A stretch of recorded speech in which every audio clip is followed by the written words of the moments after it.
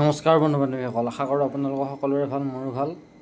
চ' গাইছ, মোৰ মানে ভৰিৰ তলাত বহুত বিষ আৰু ওপৰতো বিষ, এসপ্তাহ হ'ল ভৰিৰ বিষ কমাই নাই।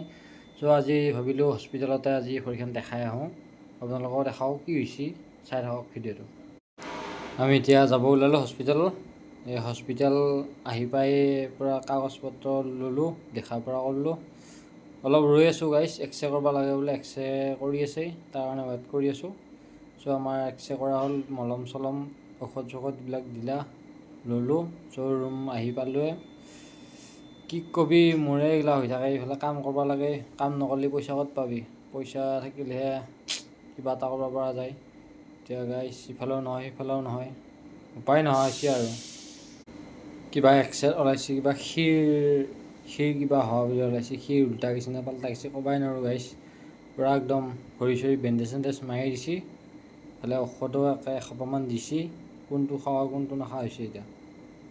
চাওক গাইছ, মোৰ এই ভৰি এক্সৰে, ভৰি তলাৰ বিষ। আজিলৈ বাই বাই।